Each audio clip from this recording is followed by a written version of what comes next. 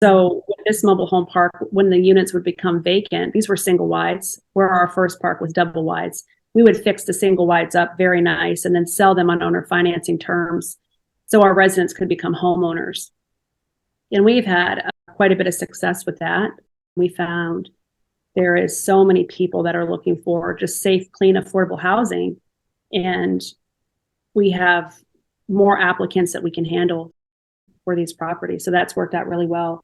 Out of the 20 park-owned homes with that park, I'd say we only have a couple left. All the rest we have owner financed out. And the park's running beautifully and doing beautifully. Welcome to the Cedar and Porch Real Estate Investment Podcast. I'm the host, Shona Lepis. Follow along as we unpack and demystify real estate investment strategies through expert interviews and personal experience. From how to find off-market deals to creative financing to long-term and mid-term rentals. Our goal is to educate and inspire others to gain financial freedom and generational wealth through real estate investing. All right.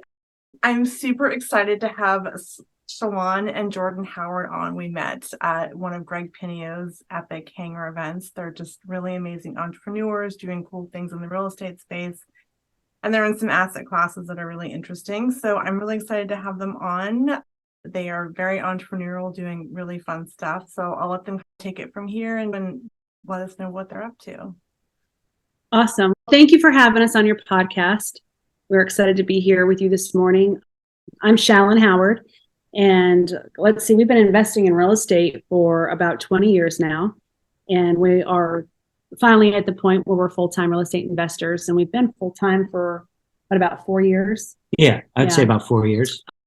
I've also been a licensed real estate agent for the past 18 years, and I just opened up my own brokerage called True North Realty, and we have 4 kids together. So I'm a mom to our kids and a real estate agent and full-time real estate investor. Yep. I'm Jordan Howard. The journey through real estate started with reading a book, Rich Dad, Poor Dad. I used to be a government employee in the Department of Defense as a firefighter. I was a firefighter paramedic for roughly 18 years before we decided to go full-time into real estate investing. So Started your construction company? Oh, that's right. I got into construction as a side hustle when I was a government employee. I opened a small construction company. I did that for about a year and got picked up by a custom home builder in our local market. Through their guidance, I was able to get my residential builder's license, and I opened up True North Builders, and we focus on custom built garages with accessory dwelling units above, trying to turn them into 1-bedroom apartments and stuff. And I'm starting to coach some of my clients on possibly short-term renting those out to make some side hustle. Extra money on the side might even help fund the build once they get it finished. Yeah. I love that. I feel like you can acquire the asset, you can help them develop it, help them run the business. That's kind of the full package there. That's super cool. Okay, where to start? So I love that you guys I know sometimes it's a journey. I feel like that book is like where everyone kind of gets the taste of real estate, why it makes so much sense. What do your investments look like at this point? Let's see. We started investing, I'd say, when we bought our first house when we were 23. We read Rich Dad, Poor Dad in our early 20s, right after we were married. And that book really resonated with us because for the first time, it taught us the difference between assets and liabilities, and that you should spend your time acquiring assets instead of liabilities. And really, it was the first time we had heard that. Right. It taught us the importance of working to learn instead of working to earn. So the book just really resonated with us and made a lot of sense. So we bought our first house when we were 23. And really within the first year of owning that property, we turned it into our first rental. Jordan was working at the fire department, and I was home with our daughters. At the time, we had 2 little girls. So I worked part-time as a loan officer and learned how to finance real estate. And in learning financing, I was able to figure out how to buy more houses while still keeping what we had. So we bought a second home and kept the first one as a rental property. And that was really our first introduction to being landlords at 23 years old. And it taught us a lot. It really did. We learned one HVAC repair will take all your profit for the entire year. As time evolved, we started going to real estate seminars and learning more. And we had bought and sold a couple houses. And then we learned about mobile home investing. Right. So we started investing in. We met a guy by the name of Ray Wren in the Charleston market that builds apartment complexes. Mm-hmm. So we were thinking about apartment complexes, mobile home parks. He took us under his wing, showed us all his construction and apartment development study going on in the area. And he found out that we had a 10-acre piece of property in Walterboro, South Carolina, that we had a mobile home on it. And he said, you need to maximize the density and get as many mobile homes on there as you can. It sounds like that's where you guys are headed. Maybe you should start there before you venture into apartments. Mm-hmm. So we started to develop that piece of property into a mobile home park and realized real fast that city and county, what are those, governmental agencies, put a lot of barriers in your way. Really like to slow you down on building things. So we started focusing on mobile home parks that are already built. They're a lot easier to get into. A lot of them are grandfathered in the government agency, county and municipalities. So we started a heavy focus on mobile home parks.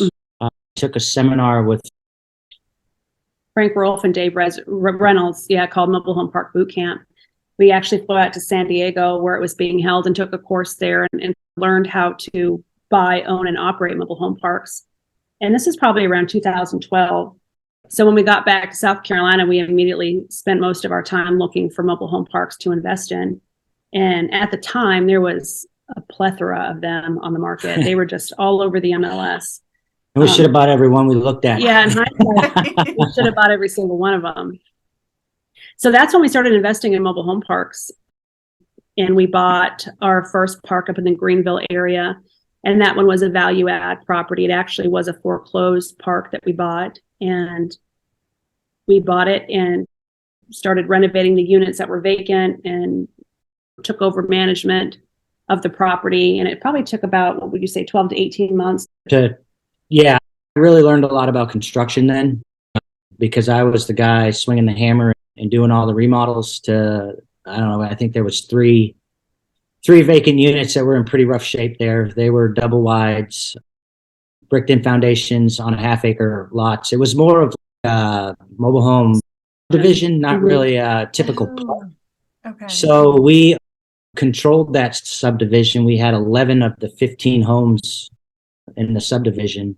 But that's really where I learned a lot about construction, how to remodel, keeping construction costs low and stuff like that. And I would manage the properties. So that was our first multifamily. And it was a really good buy. It was right after the 2008 crash, about 2012. And it was priced really well. And we owned and operated and managed that property. And then we were able to do a cash out refi after about 2 years and pull out the money that we had put into it. And then we started looking for our next investment, which was another mobile home park. And this one had been on the MLS, but it was an expired listing. So we contacted the owner and went and walked through it and found that it was in foreclosure. So we ended up buying that property as well. Right. That was another value add. Right. It was a turnaround park. It had one space park with 20 park-owned homes. Again, the construction that I learned with the previous investment came in super handy because here I am again fixing all these homes that were dilapidated and getting them livable and rent ready.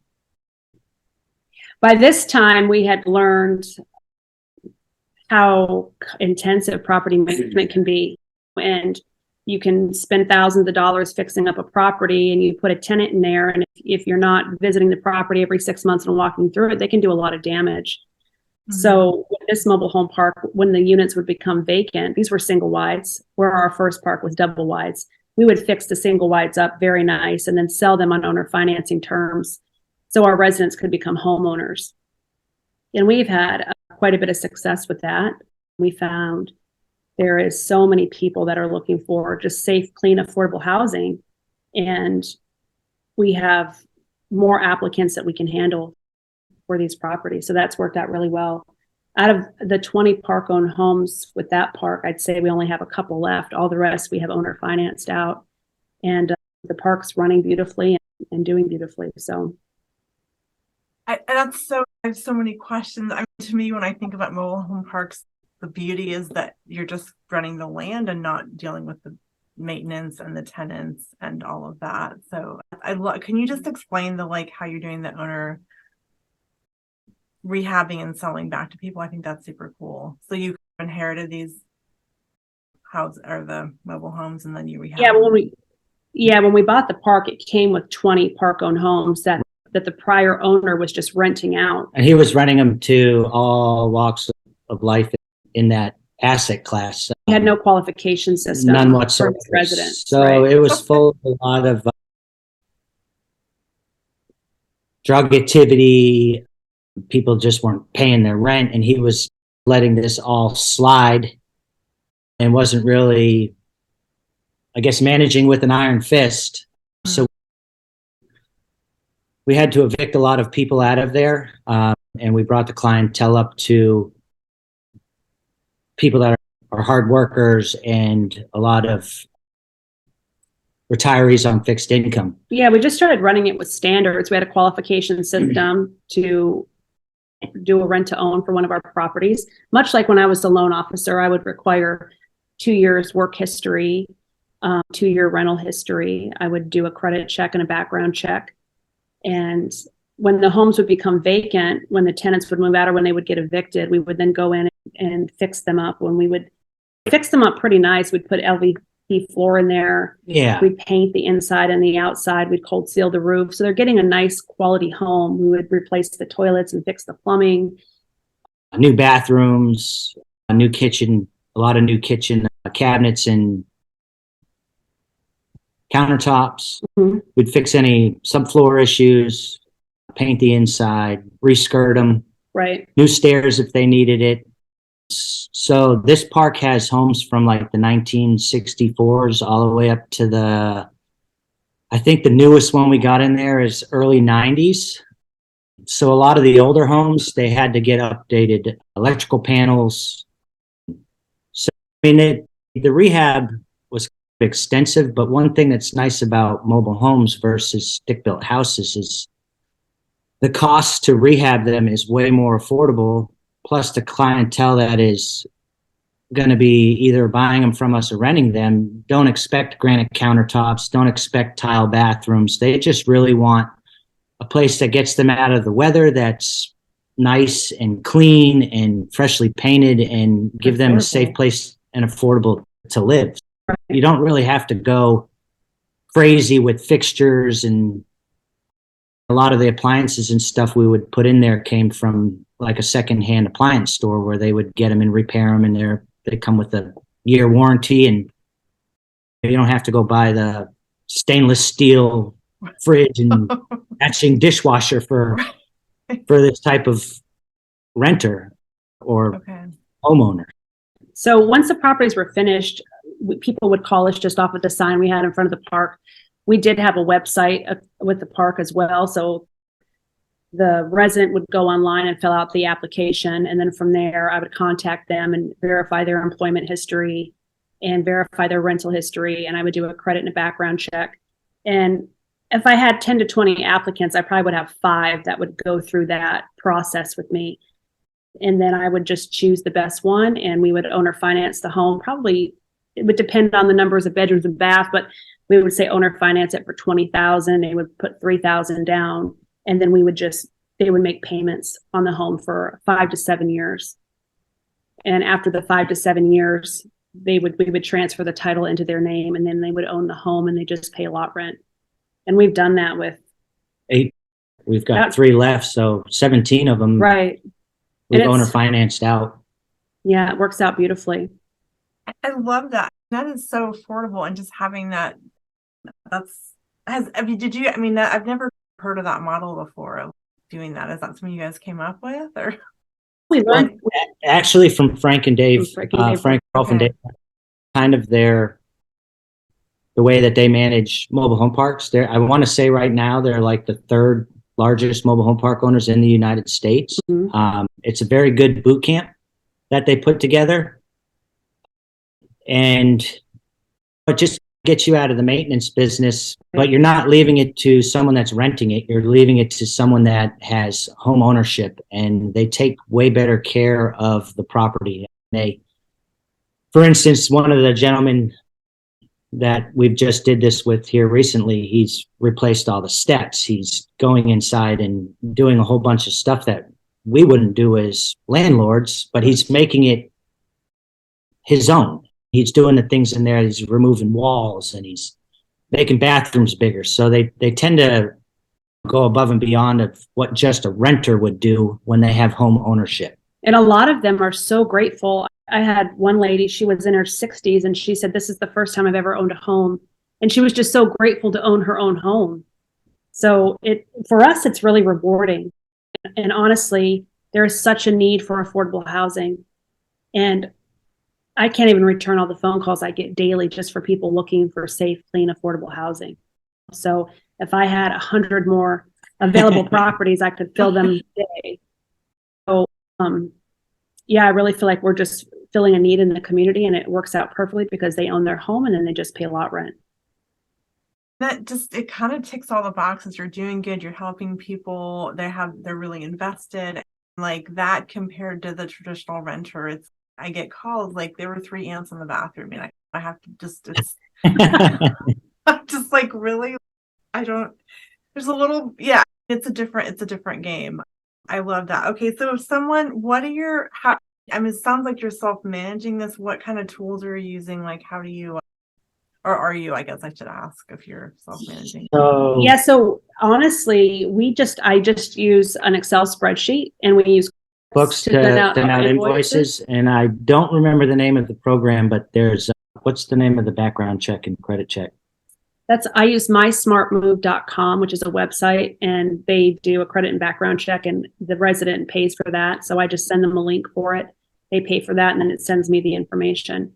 But we just keep it really simple. We had tried using management systems software, and for me, I just like it simple, so I use an Excel spreadsheet. We do have a bookkeeper that does our bookkeeping for us. Right. She's a tremendous help. And then QuickBooks sends our invoices out. And then we have a place on site that they can make payments. Either some of them we allow to write checks, money orders, but really here recently, half of them have gone to Cash App or Venmo or Zelle. So I would say we have half that do it online and half that's still deposited in the rent deposit box on site. But we try to make it as hands-off as possible. So. Yeah, no, I love them. So I used to collect checks, and then sometimes I forget to check if they came in because it's all so automated. I'm like, shoot, I should probably log in and look at the system. I'm curious if are there any trends that you guys are seeing in this? I think the model to me makes so much sense because you're helping people and then you're collecting that lot rent. So to me, it takes out all that maintenance and all of that kind of, you don't have turnover, I'm assuming, because they're mostly owner occupied. We have hardly any turnover at all, which is a beautiful thing. We just don't have any turnover because they're owning the home. And if someone that's doing a rent to own gets behind, I work with them, but I'm also very upfront, and I say, listen, you're going to lose your deposit money and you're going to lose your home. And I have 15 other people on the waiting list that would love the opportunity that you have. I don't play games, and they realize they can't find any other safe, affordable housing. So they stay current and they make their payments because they just don't want to lose their home. So I'm just very upfront with people. But no, we really don't have any turnover. No, I think we've had one here probably in the last year. He just was getting behind and was keeping his yard a mess, and he got warning after warning, and then he just stopped paying for Right. over a month. So we had to end up evicting him, and we got the home back, and he's moved on his way, and we've since sold that home to another potential homeowner.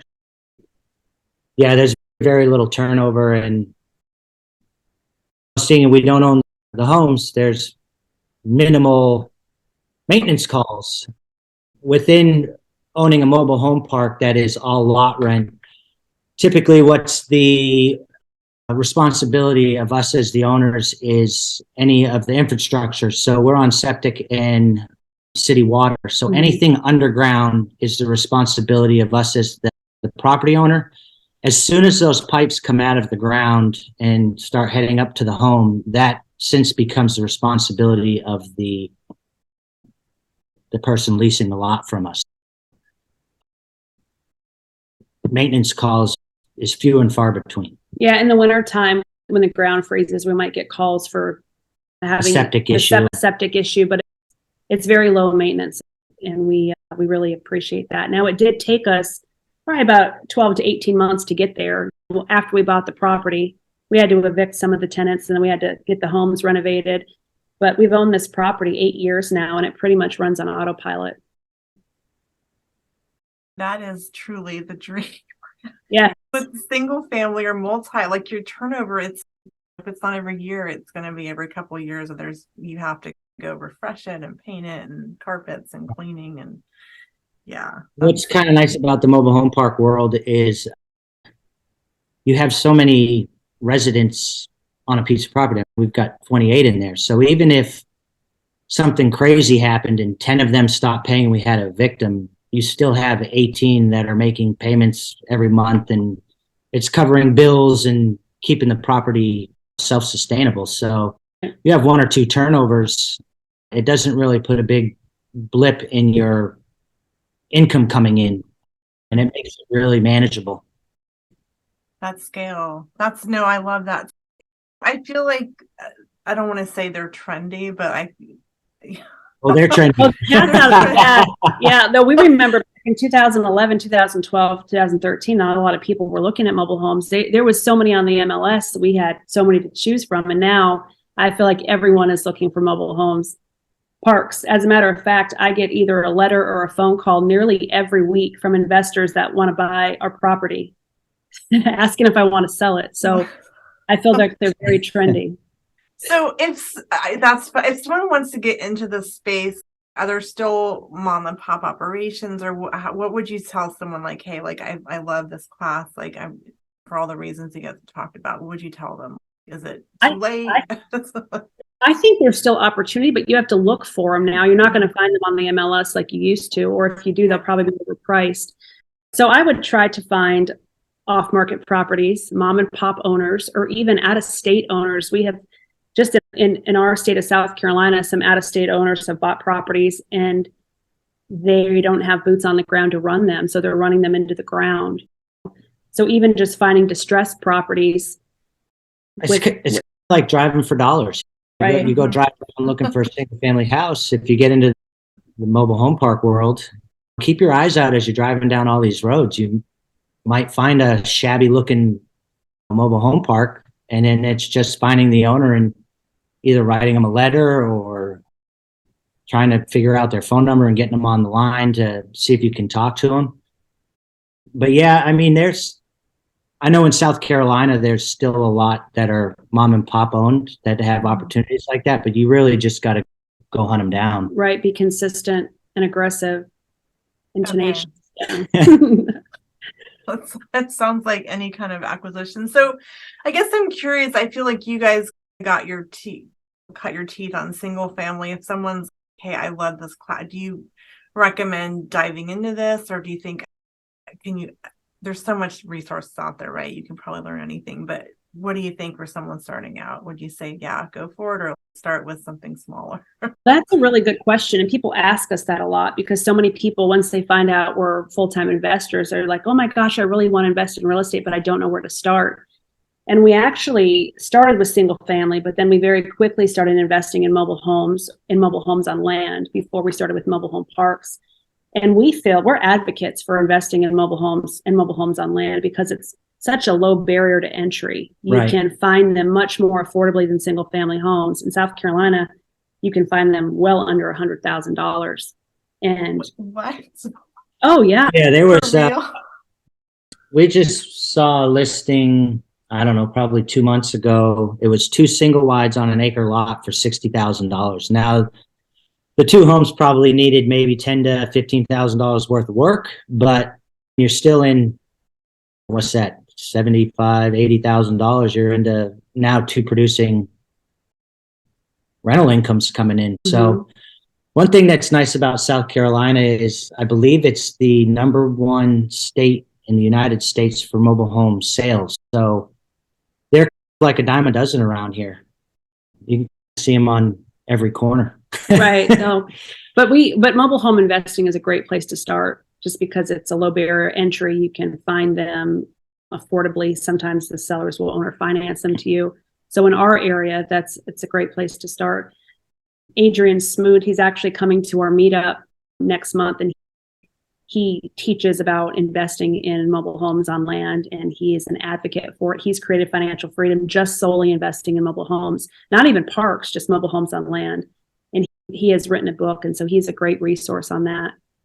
Okay. And for someone like when I was starting, I've been full-time for a couple of years, but the whole like on land thing for someone that doesn't understand, can you just unpack? I know it's probably really obvious, but So yeah, like mobile homes on land, similar to a stick-built house on a piece of property. It's just you'll either have a single wide or a double wide on a residential lot. It'll come with its own piece of property Yeah. versus being in a mobile home park where the park owner owns the land. owns Right. the land. Okay. And that's because I've gotten calls and I'm like, they don't own the land. And I'm like, I can't, you get leads sometimes. And I'm like, do you own the land? It's better if you own the land because depending on the county it's in, you could split the land up into 2 or 3 pieces and place another mobile home on each piece of property. So you always want to own the land because Right. if you own the land, you can always sell the mobile home and keep the land, and they can pay you lot rent even once they pay the mobile home off. Right. You can do like they do in mobile home parks, right? You sell the unit, but you keep the dirt and then you charge them lot rent. You can do the same thing on a mobile home on a half-acre lot. You can fix up the home and you can put that on financing terms. And once they pay it off over the next 7 or 10 or whatever your terms are, then you just charge them lot rent for every month. And if they want to move the home, go ahead and pull it off. Here in South Carolina, you can get a brand new 2-bedroom, 2-bath, completely set up on land for $52,000. And they could have it delivered within a week and set up within a week. So within 2 weeks of you purchasing a piece of property, you could honestly have a rental going full-fledged. Right. That's coming from Portland. I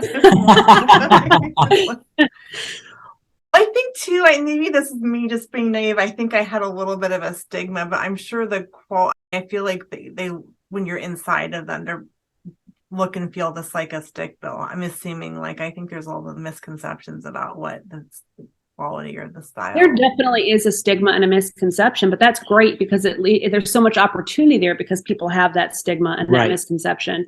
And some mobile homes can be run down and they can look really bad. Water does a lot of damage to them, but they can also be fixed up really nice. You can, we put a metal roof on a couple of ours, and you could sheetrock the walls and paint them really nice and put LVP flooring, and they look great. And the rents are equivalent to single family rentals. You can buy a mobile home for $40,000 and rent it out for $1,400. Yeah. Wow. Yeah.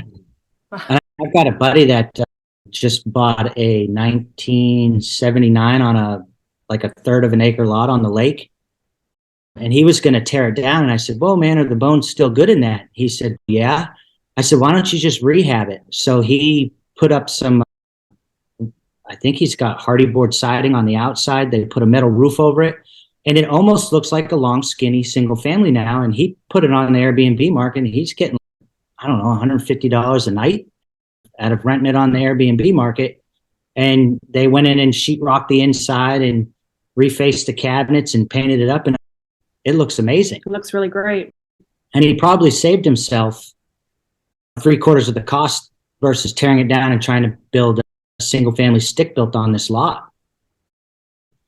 It's a really affordable way to get into real estate investing. This podcast was brought to you by the Midterm Rental Playbook course. The Midterm Rental Essential Method teaches real estate investors how to set up and fully book your first midterm rental with great guests so you can have to 2x your cash flow. We cover the basics from planning and how to set up your first midterm rental, how to self-manage and get direct bookings and keep more profit, and how to launch your first midterm rental. Learn more and sign up at the midtermrentalplaybook.com. I feel. Right. Yeah. No, that's really interesting. That those numbers are crazy, because even just the flips that I've done, it's $100K, right? Just for lipsticky, not even it's not even that fancy, right? It's just refreshing bathrooms, kitchens, fixtures. You could have, if you get a whole brand new place. And then the thing about the flipping is, right, all the infrastructure, you have no idea what's going on with the pipes, the electrical. Until you get into it. That's right. Yeah. And it's And in mobile homes, all your pipes and everything, yes, there's some stuff in the walls, but everything runs underneath the mobile home. All your water lines drop down. okay. So it's all very accessible if you have any issues versus having to really tear out a wall or rip out the floor to get to water pipes that might be under there or whatever. Everything is fairly, I'd probably say it's 90% accessible from the underneath of the home. Mhm. I never thought about that, because in a home you've got just your digging, and you've got sewer lines, or it's no small. That's so interesting. All right. I love this is a super cool topic. I guess I kind of want to touch, just to switch gears, on you're also in storage units, which is, I think, is another class that's very popular. Yes. Very popular. So I'd love to hear, I don't know, like just how you got into that and what you like about it. Just totally. Yeah. So we were attending local real estate investment meetups in our area, and we attended one and learned about a mastermind, and we ended up joining it. And after going to a couple meetings, there was some people in our mastermind group that were investing in storage facilities, and they had a lot of good things to say about the asset class. And I know we mentioned Frank Reynolds and Frank Rolfe and Dave Reynolds. And that is one thing that they invest in as well, was storage facilities. So we had already been familiar with it. We were just focused on mobile home parks. So after going to our mastermind meetings, we came home and we said, hey, let's look and see if there's any storage in our area. So I went on the MLS and I found one, and it was within 45 minutes from our house, and it was priced very well. It was a value add property, about 40% occupied. So we went and looked at it, and we put an offer on it and ended up buying it. And yeah, it was owned by an elderly gentleman. I think it actually was the local elementary school for many years, and they moved down the street to a brand new elementary school. So this gentleman converted the main school building into storage, and then he added 2 other buildings beside it. He passed away, went to family members. It had a manually opened gate that had to be opened in the morning, locked back up at night. And they were working full-time jobs, and they just didn't do anything with it.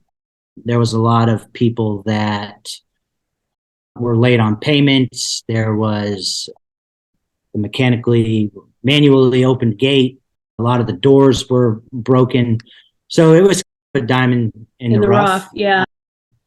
And really, we bought that facility, never owning a storage facility before. I mean, just learned as we went. And after we bought that property, we put a fence. Yeah. So within the 3 months of owning it, we put in a automated gate. We use ESS for our software system. They've got a call center.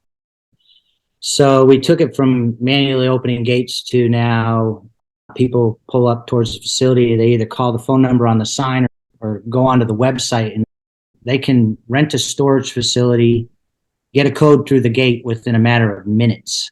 So we don't have any office managers out there. Actually, we're in the process from our mentor to turn the office into a 1-bedroom studio. So we're going to try to get some rental, and we'll always have somebody that's keeping an eye on it. But storage is really nice because I can operate the facility from anywhere that I either have a cell service or an internet connection. I do have a person that I guess you would call him a boots on the ground now. she's able to go out there and empty out units if need be, or let me know which doors are working or not working. So that's probably the minimal aspect of storage. Yeah. This one was pretty much a mom and pop run facility. They didn't have a website. They didn't even have an operating camera system that worked, or like the gate wasn't operable. They had to open and shut it every day. And people could crawl under the fences. They were having break-ins. So within 3 to 6 months of owning it, we put a new camera system in, we put a new sign up, we put a website on it. We automated the entire facility, which made it just so much more efficient to run. And I would say within 9 months, the occupancy went from 40% to about 80%. Oh. I love that. I feel like the technology and everything in this world has come so far, but especially the fact that you're not running background credit checks on, I'm assuming it's just kind of pay a deposit, because there's not even a deposit. They pay, no. So it, depending on what time of the month they rent the unit, it's prorated for that month. And then every month after, it's the street rate or whatever we have the unit priced at. And then if there's any late payments or anything, I just lock them out on my phone, and then I go through the auction process. A lot of times, as soon as you lock them out of the facility and change their status from late auction status, I'd probably say 8 out of 10 of them will pay their balance off so they can get their belongings, because they don't want to lose their stuff. But then you just run through the auction process. Every state's different, and then you sell the unit and it gets cleaned out and you go back to renting it to the next person. Yeah, it's very simple. It's very easy. And there's no more, my stove's broken, my refrigerator stopped working. We have a light bulb and we have a garage door. That's the only maintenance really, other than some building maintenance. That's all that is tenant related issues. Oh, my light bulb's not working. One thing that's about this facility is 80% of it has external doorways, so they don't have hallways that they've got to go down. So even if their light's not working, just open your garage door and you're getting the ambient light from the environment. Mm-hmm. Honestly, that light bulb doesn't get changed until they move out anyway. So that is so low maintenance. It is. It is very low maintenance. Having been in resident, single family, and then mobile homes and mobile home parks, storage facilities are really a breath of fresh air. It's just the scale of like difficult to what we went. That is the ultimate. Two different ends of the spectrum. Right. Yeah. So I have to, my kids or my son loves Storage Wars. I'm assuming it's not that exciting when it goes to auction or what. Well, typically what I do is, so there's a process with the state, and you've got to do a couple things in the state of South Carolina in order to auction it. But once those couple things are finished, I go drill the lock off. I take pictures of the inside unit. I put my lock back on there, and then I send it to an online auction company. Oh, wow. I don't have to hold auctions on site at all. And then if someone buys it, then I'll meet the individual out there, swap the locks out, and he's got about a month to empty it out. If no one buys it, that's when I call my lady that I have out there on the ground, and she'll haul everything off for minimal prices, and she sweeps it out and makes sure the light works and the door's working, and we'll make it available on the website. Okay, so I have to ask, do you ever, I like to treasure hunt, so do you ever poke around?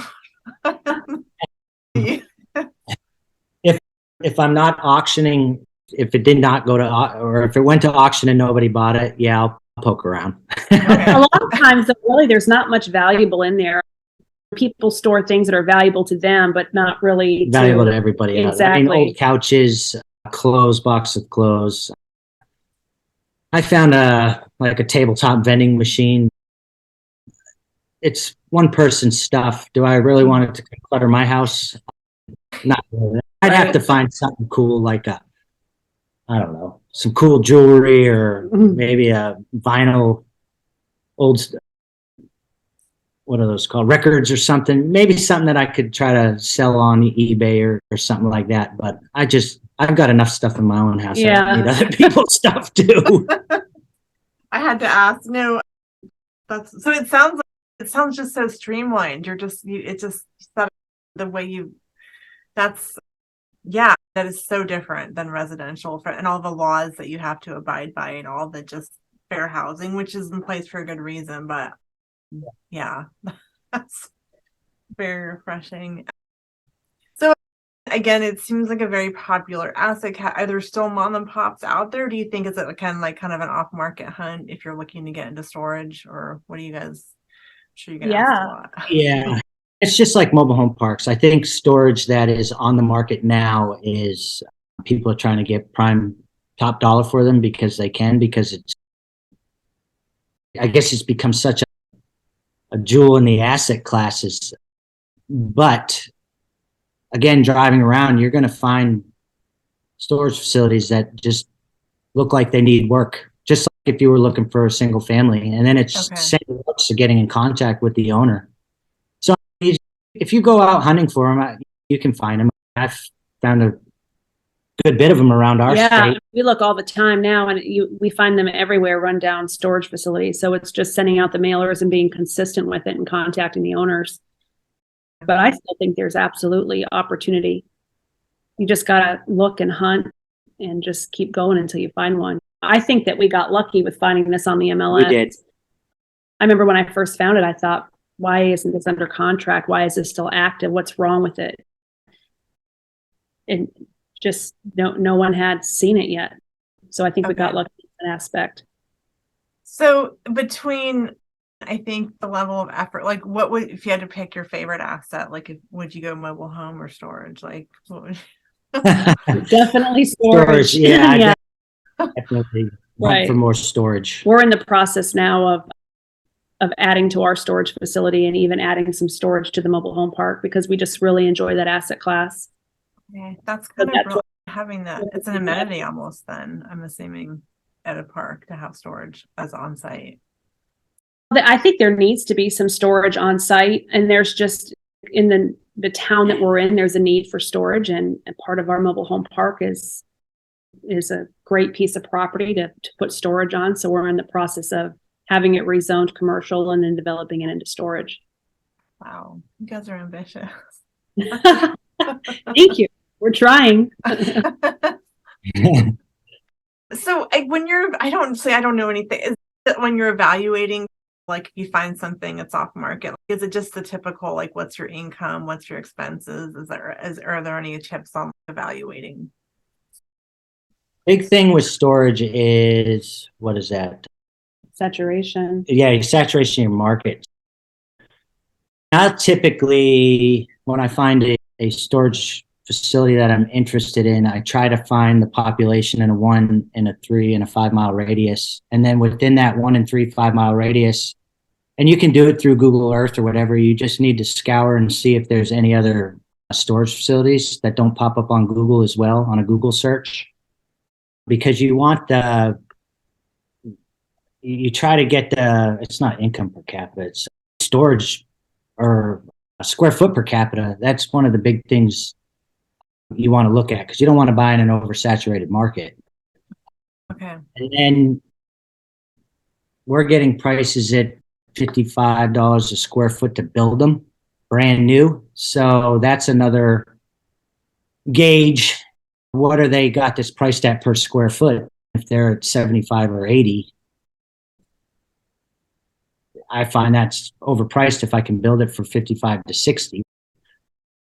So those are the two key factors we look at in evaluating possible purchases in the future. We had a facility under contract about 2 years ago, and during due diligence, we went to the town to see if there was any new facilities coming in. And they told us, yes, actually a Kmart that had closed down was within a mile of the facility we were buying was going to be turned by CubeSmart and turned into storage.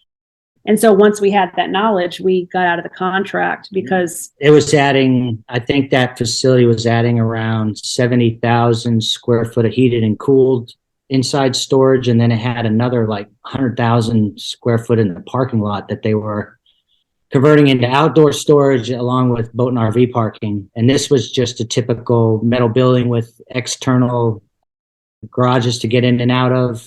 There was no hallways. So that new facility getting built really oversaturated the market, and it just wasn't lucrative anymore. Plus, there was no expansion. Our storage facility that we bought 2.5 years ago, we've got 5 acres that we can expand on. Oh, wow. Above and below what's already there. We're in the process of doing that now with the county and going through general contractors and getting pricing to pretty much triple what's already out there. So that's exciting. And then you just the demand, you have the unit, are you turning away people, or you can see it that it would be worth developing that? Oh yeah. As soon as a unit becomes vacant and turned around and it's listed back on the website as available, within, I'd say 3 to 5 days, it's already rented back out. Wow. And then where we're at, there's no heated and cooled. So we're going to add, they call it a hybrid unit. It's big metal buildings, but the whole interior of the metal building is hallways, and that's heated and cooled square footage. But then the exterior walls are also non-heated and cooled square footage. So we're going to have a mix of both out there. Each building is going to have heated and cooled and non-heated and cooled as well. And then we're also adding boat and RV storage. Yeah, covered boat and RV storage to the property as well. Right. Yeah. God, that's so interesting. I'm going to ask you something. So are there any trends wise? It feels like it's pretty basic, but are there trends like heating and cooling, or like you're saying boat and RV storage, or other trends that people are asking for, like value adds? Or I'm just curious. The heated and cooled aspect is big because a lot of like doctor's office, lawyers' offices, stuff like that have to hold their records for 7 years before they can dispose of them. So if they're in a heated and cooled space versus non-heated and cooled, the records tend to last longer and stay better quality. It just cuts down on the grime that gets through the little cracks and stuff like that. And in this area, there is no boat or RV storage, so there's a demand for that. Right. It's close to the lake. It's on the other side of the lake from us, but yeah, when everybody's bought in campers and stuff through the COVID boom. So where are they keeping these? A lot of subdivisions don't allow you to keep your RV parked in your driveway. So it just gives them an opportunity they're covered. They're not completely like the walls are open, but it's got a roof over them. So it keeps them out of the element of the sun and stuff. And it just keeps them a place to be able to store their campers or boats or whatnot. That's the ultimate, just renting land, right? I mean, once you have that infrastructure, there's no plumbing to worry about. Exactly. Yes. Just grade the roads every once in a while if it's run there. Oh man, I'm jealous. You guys haven't figured out, and you got in early. We did get in early. We were focused on multifamily a lot. It seemed like before people were getting into that space, but in working with development now, we are learning as we're going. We've never developed property before to this magnitude. So it is definitely, we're learning every day, and there's so many hoops to jump through, and we're just trying to hold it all together and just keep pushing the ball forward. Yeah, no, did you listen to Greg's thing last night about you either drive 500,000 miles or 1,000 miles, and it's, yeah, I don't know if you listened to it. No, I haven't heard it. Yeah, but I need to listen to it. Tell me you guys are definitely in the getting a lot of stuff done class. So he's like, we're trying. You're basically going to run roadblocks, but you're doing it versus just staying on this course and the easy life. As I look back through our investing life, that's how we operate. We go out and learn a little bit, and then we just jump in and do it. And then we learn as we go. And we have done that with on every asset class. We bought a short-term rental about 1.5 years ago, and same thing. We went and took a class and learned how to do it. And then we just bought one, and we've just done it. I can tell you, so this house for the short-term rental was never a short-term rental. It needed a complete exterior renovation. There was holes in the roof from old skylights, rotten siding, busted up concrete. we put it under contract knowing we were going to short-term rental in it. We knew we had to put a pool in. There was a huge tree in the backyard that was half dead. We didn't know if we could take it down. So we put it under contract. And the next day, Shalon goes, we probably need to figure out a class on this so we know what we're doing. So by the end of the week, we were on a plane to Utah and we learned about short-term rentals while we were in the due diligence phase of the house down there as a short-term rental. So that's been our whole investment career. We've looked into, hey, what do you think about this asset class? So we'd start looking, and then we find a weekend course somewheres and go learn from people that are already doing it. Why reinvent the wheel? And we get that information, and then we just hit the ground running. We don't sit there and ponder over the information. We go get something under contract and then just start checking the boxes we're supposed to check. And then it becomes second nature over time. When we were really heavy into mobile home parks, we could drive by a mobile home park, count the number of spaces in there, and realize what we would offer on it. And then we would go to negotiations with the seller. And if we couldn't find the right number, we'd be off to the next one down the road. Yeah. I love that. And I think it speaks to the power of taking action, but also investing in education. Because I think as entrepreneurs, we can figure out, right, clearly you guys, but I think it's really powerful and smart to spend that money on a mentor or education paired with the action like you guys have done. And I think sometimes you wonder, is it worth it? Because it's an investment, right? Not only that, I just want to shorten my learning curve. I'm impatient. So it's like, I want to buy this property, but I want to learn how to do it. So I do it the right way. Mm-hmm. By having the education, even a weekend course, it teaches me the basics of what I need to be aware of so I don't make a big mistake. And if I haven't already learned it, I'm going to learn it in due diligence. I have that window to get out of the property if I need to. But yeah, once we learn how to do it, we just make it work. And of course, there's always things that come up, hoops we have to jump through, or unexpected things that we don't anticipate. And it really teaches you tenacity to just keep jumping over the hoops and getting through it and making it happen. I mean, sometimes I look back at the things that we've done and I'm like, my God, I can't believe we pulled that off.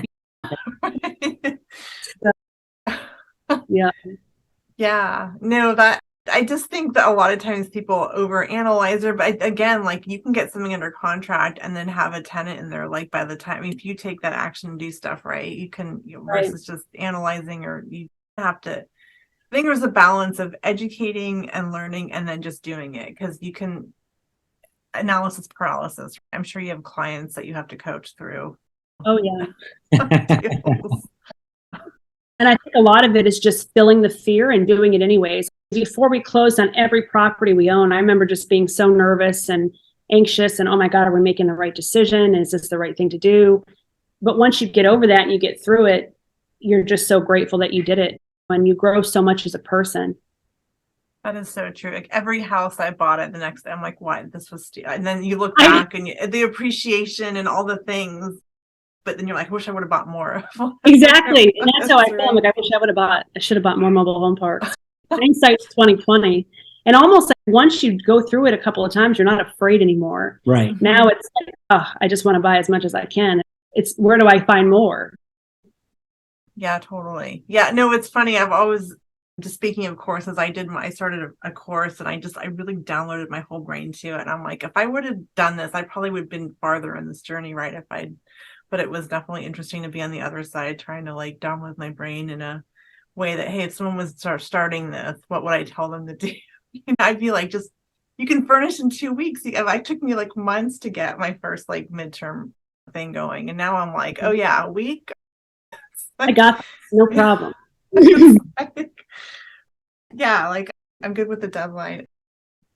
I guess just to put a bow on this, you guys have clearly really diversified. I think that's really smart. Do you have any advice on someone? Do you go all in on one kind of asset, or what would you tell someone like when they're looking at their trajectory? You know what? I would think the first thing that people need to do is know what they want and have a vision for their life. That's one thing that has helped us. And just with buying the short-term rental, that was something that was on our vision. We wanted a beach vacation rental. So when we came across a good opportunity, I knew it was what I wanted. I had been looking for it. It had been on my vision for a couple of years.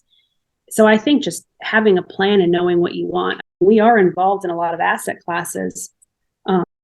I think going off on that is once you realize what asset class you want to get into, is to really get some education on it and then go buy a couple or do some evaluations of properties to where it becomes almost second nature. Right.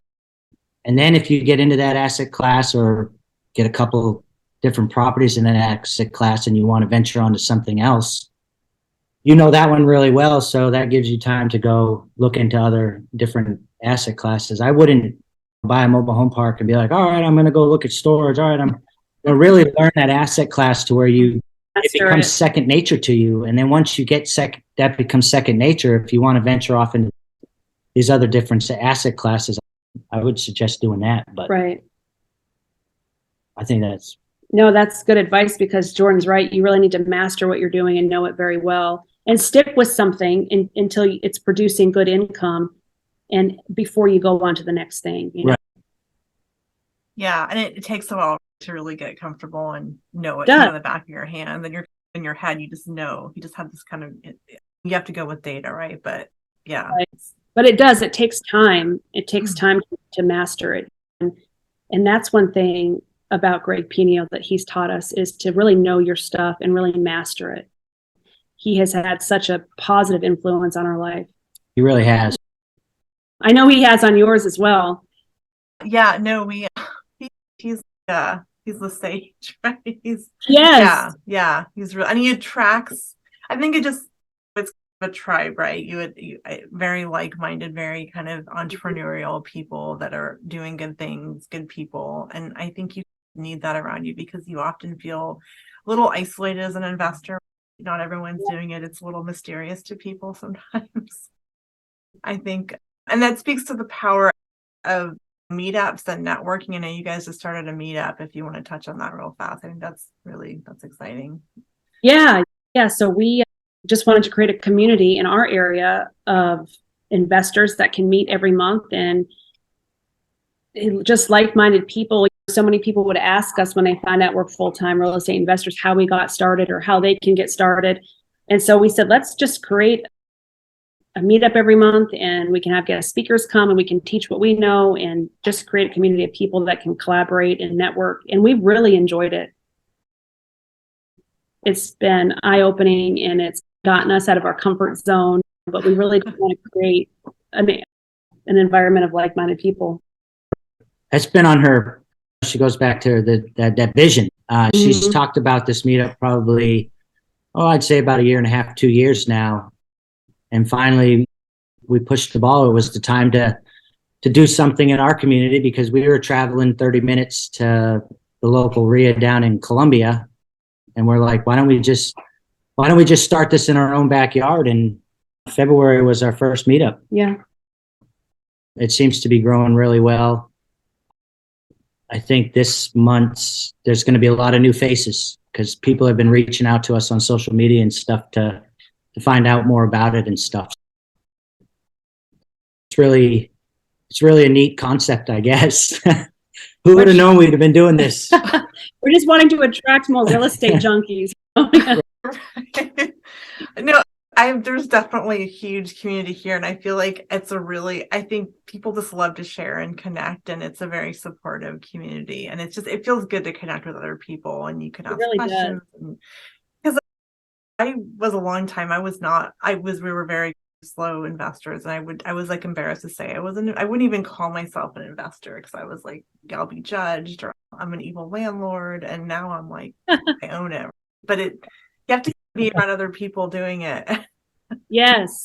Not only that, but there's a lot of fear around investing in real estate. And I just want to help people overcome that fear.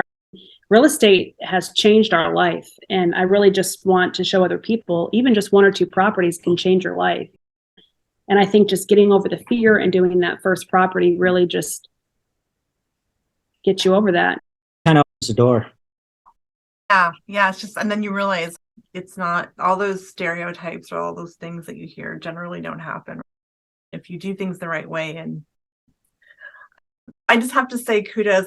You guys are working together and doing this. It's not easy. My husband and I had an agency together, and it's not easy. And you guys are clearly killing it. So Thank you. Yeah, I appreciate that.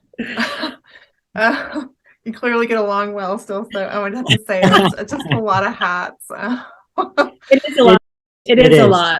On top of it, we're raising 4 kids and keeping a marriage together, and it's like anything, you grow, you learn a lot about each other, and you just learn a lot about each other, and you grow. And if this is a path that you decide to go down with your spouse, there's going to be some mountains and hurdles that you've got to get over relationship wise, along with business wise. But I wouldn't change it for the world. I'm happy to be where I'm at. And we just have different strengths and weaknesses, so we really can just feed off of each other. And yeah, we complement each other very well. That's so important in any partnership, but especially if you're married and in business together. Yeah, not a lot of people can do it. I agree, it's not easy. I can just super relate. We do different things, but we still like support each other. And so yeah, I've been there. I have to ask you, are your kids involved in business? Since you guys clear your family, we've got 3 daughters and a son. Our oldest daughter's 23, and she's in college at Citadel, which is like a military style college in South Carolina. We've got a 19-year-old that's just finishing up her freshman year at USC. She's got the real estate bug and the business bug, so that's what she's going to school for, is to learn entrepreneurship and project managing, actually, in construction. Then Ava's a freshman in high school, and JJ's 12, and he's in 6th grade. I think our second daughter, Alana, is going to be starting to slowly learn the ropes of all this. But the oldest one's off on a marketing degree, and I think she's going to be going to Boston after she graduates. And then Ava's really into softball, so I'm not sure what her thoughts are when she graduates high school. They've been raised in the real estate world. They were coming with us to property since they were young. When Ashlyn and Alana were younger, they would help Jordan renovate properties, and JJ comes to the storage facility with us in the mobile home park. So they're well aware of our businesses and the freedom it provides us to be with them a lot. And they know the difference between assets and liabilities because we teach them all that. And they're like, oh my God, Mom. But I tell them most adults don't even know this stuff, you guys. So it's important. But they're well versed whether they want to be or not. Right. So it'll be interesting to see what they do in the future. But we definitely teach them the importance of owning assets and real estate, or owning business. Financial education is not, you have to be self-taught unless you get a degree. But yeah, I agree. Yeah. I'm such an advocate for financial literacy because they don't teach it in school. Like we have all of our kids read Rich Dad, Poor Dad. I'll pay them money to read those books because they need to learn that. Where else are they learning it? There's a teen one out, I think, for Rich Dad, Dad, Poor Dad. Yeah. out. Okay. Yeah. We got on a kick for a while with the cash flow game, and that was like brilliant because it was just the gamification of all the concepts. So Yes. We have that game as well, and we play it. And actually, the kids have gotten pretty good. Alana's very good at it. Yeah, she's very good at it. But it teaches them so much. So we play the cash flow game. yeah, no, it's so brilliant. That's just so important, understanding that. Oh my gosh, I thought we could talk forever, but probably just to wrap it up. I have a couple closing questions. I'll let you guys, you can each take the question or however you want. This is a loaded one, but go wherever you want with it. I always like to ask people, because clearly you've got the time freedom, you've made this path in your life, the top business or life advice you'd give someone to live life on their own terms. I would say to feel the fear and do it anyways. I think so often in life, we have grand ideas of what we want to do, but we're afraid of so many different things. So it's just feeling the fear and doing it anyways, and then just taking massive and perfect action. Love it. And I would say if you're In anything in life, you're going to hit a roadblock, especially in the real estate investment world. There's roadblocks all over. And I think a lot of the population hit their first roadblock and they throw their hands up and they don't go any further. And they realize that they might have to get a stepping stool to get over the roadblock or whatever, but what's on the other side of that roadblock is way better than giving up or going back to the normal for them.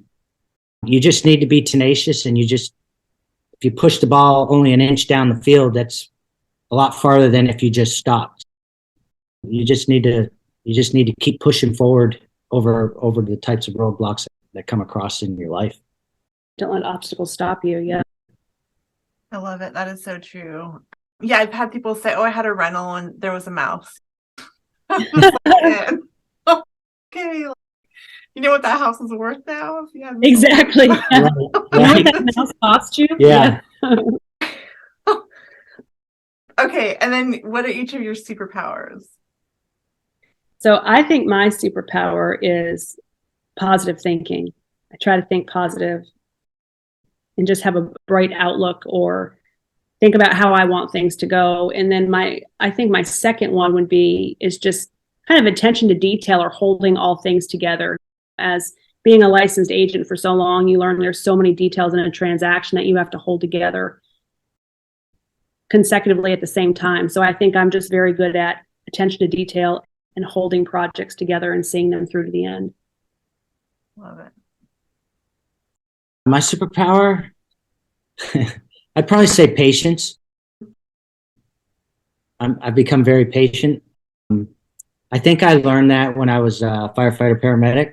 You're in a place of chaos a lot of times when people call you, and if you're scatterbrained and out of control, you're going to lose control of the scene. So having patience and being able to work through other people's emergencies has really taken me a long way in the real estate world, because there's hiccups all along, and you just need to sit back and sometimes let them work themselves out for the prize at the end. Yeah. Definitely patience. Patience. Very good advice. Yeah. Awesome. I can see why you guys work well together. I know, right? Okay. I always like to ask, I know we touched like a book or a podcast or a resource and you guys have mentioned a couple, but maybe just your favorites or something. Yeah, so we read a lot, and my favorite book is Grow Rich with Peace of Mind by Napoleon Hill. And a lot of people don't know about this book by Napoleon Hill, but it's one of the last books he wrote before he died. And it's just such an amazing book. He talks not only about growing rich, but how important peace of mind is. Because if you don't have peace of mind, then I don't feel like you're really rich in anything. So it's Exactly. it's a very good book. I highly recommend it. Yeah. I think The 7 Habits of Highly Effective People by Stephen Covey is a good book. Again, it's why reinvent the wheel? You might as well learn from people that have succeeded. And one of the best ways to emulate somebody that is successful is to take on their habits. He's got a lot of good information in that book that helps you get good habits to be successful in whatever you're going, if it's a business, life, family, whatever. Because you really become whatever your habits are. You really do. That is a classic. Yeah. Thank you. And that Napoleon Hill one, I've never heard of that one. Thank you. Yeah. There's a lot of people that haven't heard of that book. Even some of the people in our circle of influence, they're like, what book is that? And you found that in I found discount box at a Books a bookstore. Million or something like that. Oh, no way. Okay. Yeah. That's awesome. I was just looking, I really like Napoleon Hill, so I was looking for any books by him, and that's where I found it. Okay. Because there's the other 100%. one, Think and Grow Rich, is the classic that everyone. Yeah, that's the Yes. classic. I like this better than Think and Grow Rich. I just like it better than Think and Grow Rich.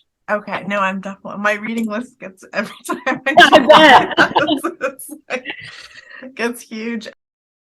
Okay. So just to wrap up, how can people like find you, work with you, follow you guys online, all that good stuff? Yeah, so I'm on Facebook under Shalon Howard and then Real Estate Entrepreneur, and people can learn more about our meetup under True North Real Estate Investment Group. I'm just Jordan Howard on Facebook. I believe that's, Yeah. yeah, that's one of the best ways to get a hold of me or see what I got going on. Okay, awesome. Thank you guys for taking the time. This was really fun. Yes, it was. Appreciate it.